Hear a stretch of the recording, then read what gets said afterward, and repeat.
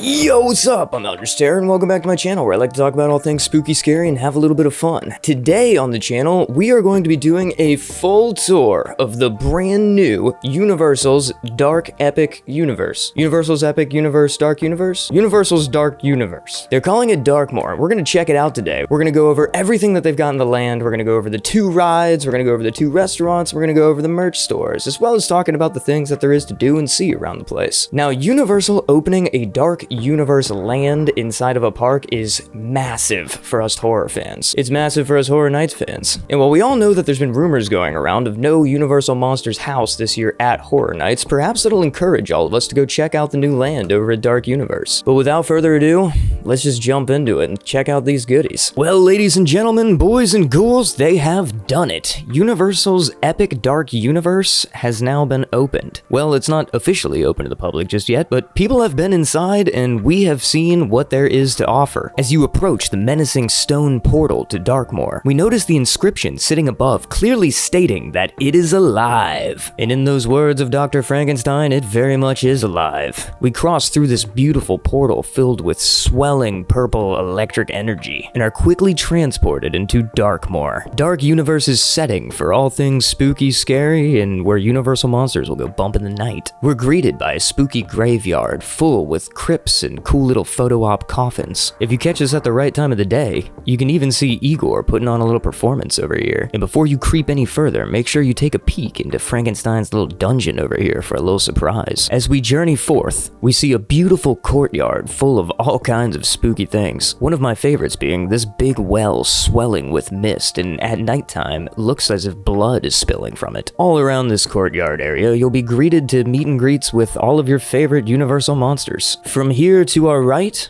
we see Das Steakhouse, and to our left is Dr. Septimus Pretorius. Scientific oddities for sale. Starting forth to the right with Das Steakhouse, shrouded in mystery. Das Steakhouse is an old inn and dining hall built over the ruins of ancient catacombs. Here you can enjoy a meal surrounded by vampire artwork and artifacts. In fact, the restaurant is run by vampires' familiars or servants. Just don't venture down to the catacombs below, or you might find yourself on the vampire's menu. Offerings being served here include the bird on a steak, Darkmoor black wings, the vegan familiar's favorite stuffed cabbage, and this delicious looking blood orange chicken sandwich. This restaurant and pretty much everything in this land, pretty much everything in Epic Universe is just themed to the 9. The steakhouse looks like a beautiful vampire's crypt where the walls are adorned with staked vampires as well as insane murals painted all over the place. Even the chairs in here are adorned with these crazy looking bat guys. Imagine eating dinner in here and feeling like a vampire sitting at their throne. I'll mention it 100 times in this video, but the theming is just amazing. Exiting the beautiful steakhouse and heading over to Dr. Septimus's merch shop, we'll see that merchandise is not the only thing that they're selling here. In case you're feeling a little adventurous and fun, or maybe one of the other monsters got a little bit too close to you and turned you, Dr. Septimus's is the place to go if you want to get your face painted to appear like one of the favorite ghoulies. If you don't feel like wearing grease paint in the hot Florida sun though, this place is stuffed to the brim with all kinds of awesome Universal Monsters merchandise. We got t-shirts, cups, all your favorite Universal items. They even got costumes for adults and children. The little baby creature of the Black Lagoon and Wolfman kills me. It's so cute. Now that we've addressed the restaurant, the shop, and the courtyard, let's slink our way past it a little bit and come up on Frankenstein's Castle. Now, let me say that again. Frankenstein's Castle, man. This thing is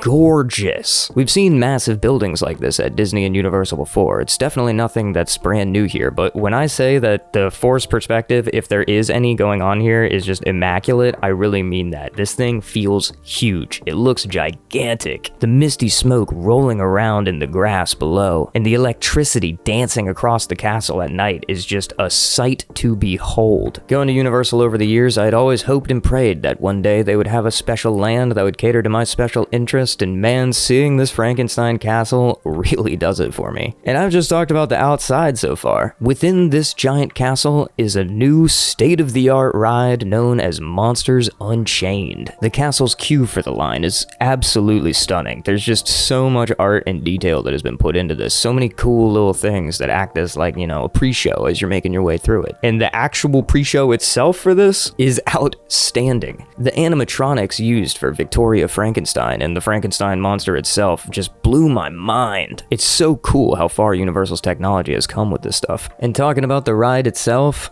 man, this thing is amazing. I don't know how many times you're gonna hear me say that in this video, but it is amazing. With a riding experience that's very similar to the Harry Potter ride over in Hogwarts, the first time that I'd ever ridden that, I thought it was the best ride I'd ever ridden at any park in my life. Truly, it was an insane experience, and when I heard that they were putting that vehicle in this ride, I couldn't believe it. It was just perfect. I love it. The intensity that you get going through there on this crane arm, basically holding your chairs in place, giving you full omni movement as much as you want, is just unmatched. The animatronics, the special effects, the set designing, all of it is just top notch and beautiful. The ride is thrilling, it's entertaining, it's fun, and it'll bring you face to face with all of your favorite Universal monsters, from the Phantom of the Opera, Creature of the Black Lagoon, Frankenstein, Dracula, Wolfman, they got it all. Okay, so I've already talked about it a good little bit, but Universal Monsters Unchained is the coolest thing I've ever seen in my life. Like, let's just be real here for just a second. A whole ride, a whole land based around the Universal monsters, like, my prayers have just been answered for real. Year-round now, park guests at Universal can spend some time with their favorite monsters. And what a ride to do it on. I mean, they all look so great. The animatronics in here are crazy. The way that the Wolfman and the Creature of the Black Lagoon, the Phantom of the Opera even look is just spot on. At Halloween Horror Nights and at Epic Dark Universe, they do this thing of kind of playing off of the Universal monsters and creating their own versions of them to advertise and have out here. Some of them, like Dracula and Dr. Victoria Frankenstein, have their own little thing about them, their own little twist that this park has put on them. But then there's like the Creature from the Black Lagoon, the Phantom, and the Wolfman here that just look spot on to what they should, in my opinion. Even the Mummy is featured in this thing, and his animatronic is absolutely insane. There is on-ride footage of this ride that's out there so far, and I thought about putting it in this video, but I didn't know how that was gonna go through the censors and all that. So if you really want to check this out before the park opens, go ahead, be my guest, spoil yourself. But if you're not one for spoilers, man, you are in for a treat when you get on this thing in person. But if you manage to survive your journey through the Frankenstein castle, then we'll reach back out into Darkmoor and continue down on our path. Just beyond the Frankenstein castle, we'll find the Curse of the Werewolf roller coaster. And this thing is really cool, man. It's a very short ride. There's not a whole lot that's to it. You ride around on these spinning cart vehicles through a pretty fast little roller coaster here. And the main star of the show is a little barn that you'll be launched back and forth through a few times, where if you look up at just the right moment and you're facing the right angle, you may be able to see the Wolfman animatronic. Now, I'm not going to sugarcoat it here.